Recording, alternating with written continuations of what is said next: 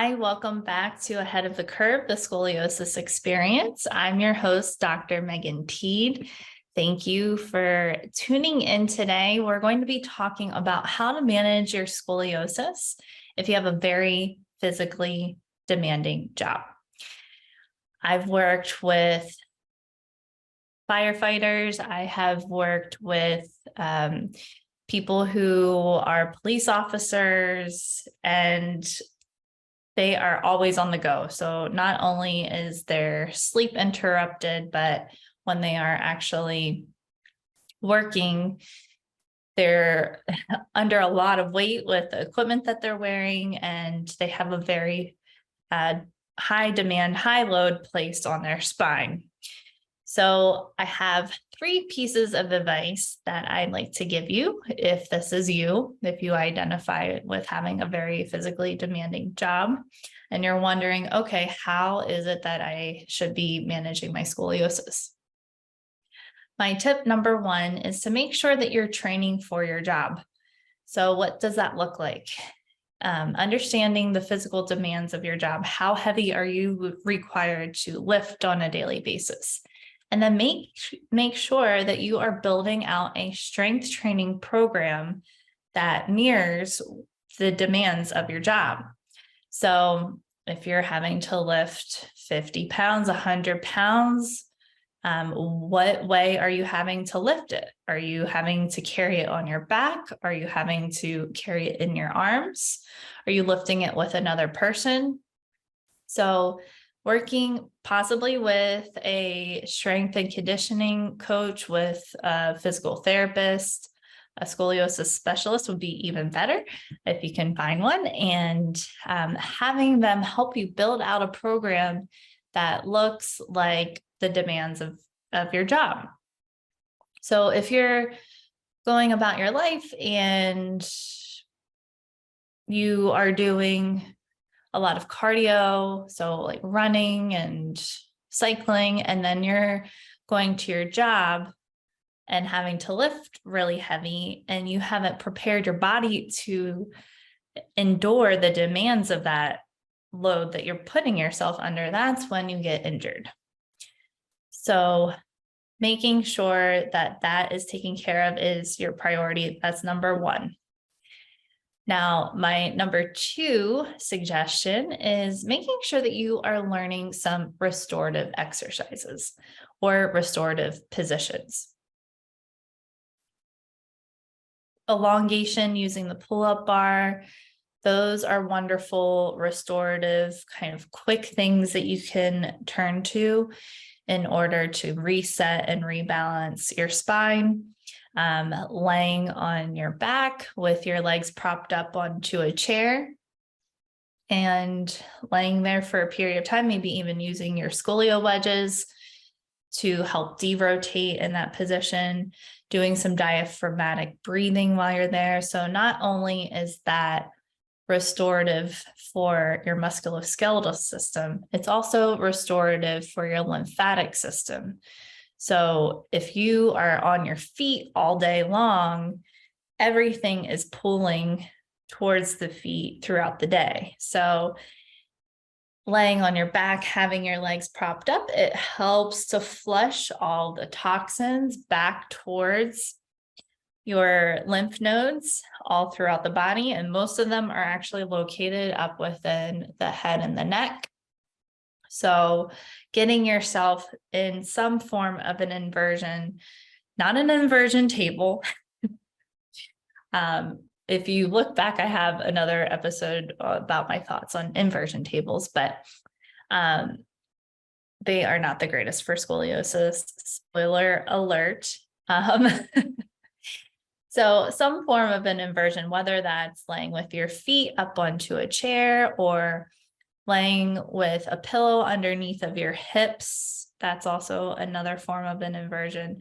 Laying with your legs up the wall, I love that position as well. So that is a great restorative exercise and position to assume at the end of the day. And my third recommendation for you is to spend some time doing some self-care for your lymphatic system, for your nervous system.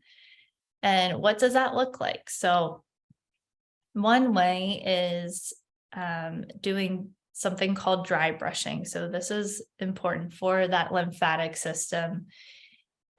You use a soft bristle brush, and again, we're trying to flush and get all of the lymph to go towards your lymph nodes. So you don't really have many lymph nodes down at the foot and the ankle.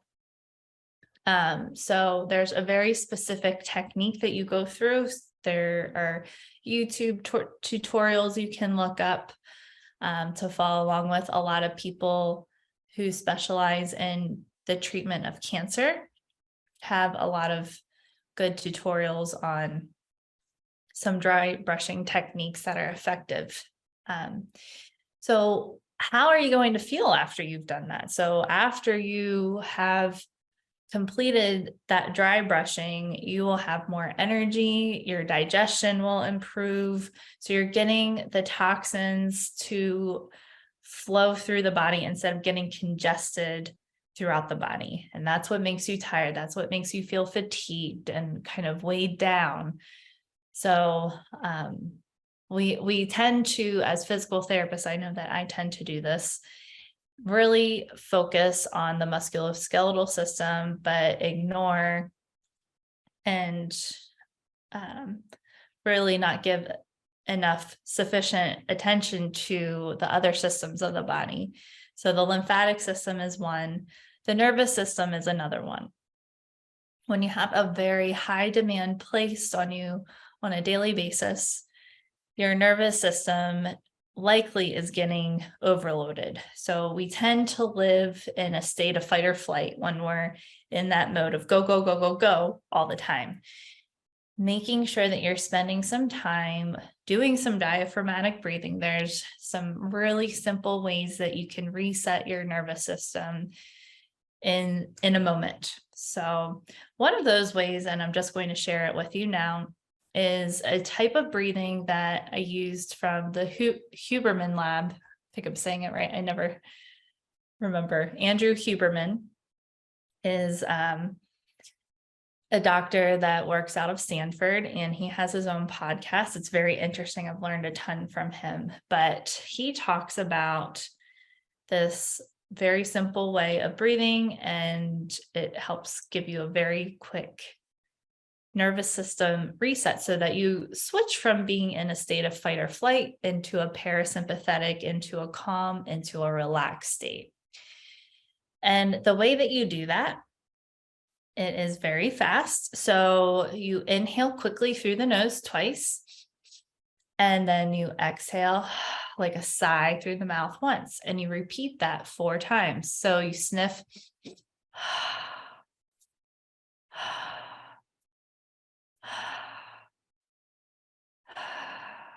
and that's it. Now, if you're around other people, again, that might, be something you want to go to the bathroom, and just do that real quick when you have a moment to yourself. But it can really help to calm things down very quickly. And then also making sure that you're giving time and attention to your mind. So when you have a physically demanding job, spending some time in silence. So with yourself in silence, setting aside maybe a minute a day. Start off very small. Have 1 minute where you are not listening to anything. You are not, you're not listening to a podcast. You're not listening to music. You're not scrolling through Instagram, Facebook, checking your email. Just a moment of nothing. And I'm working on this myself because I feel like I constantly need to be engaged or doing something. And that's really an unhealthy thing for our mind, for kind of all the things I was just talking about, the nervous system as well.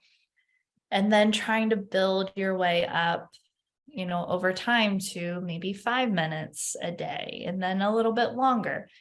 And see how that transforms the way that you are feeling. It's not just one thing with your scoliosis. It's not just your spine and your curve that we want to focus on. You are a whole person. You are a mind, you are a body, and you are a spirit. So you have to give attention to those three things that you consist of. And that's where you see the biggest transformation happen in the way that you're feeling. So, kind of wrapping up my 3 ways of managing your scoliosis. If you have a very physical job, way number 1 is making sure that you train for your job appropriately. Number 2 is learning restorative exercises. And number 3 is spending some time doing self-care for your lymphatic system, your nervous system, and your musculoskeletal system. Everybody knows like the traditional things like massage and sauna and things like that.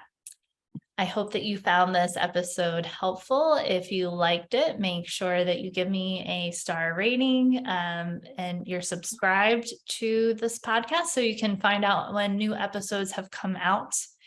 And I will catch you next week.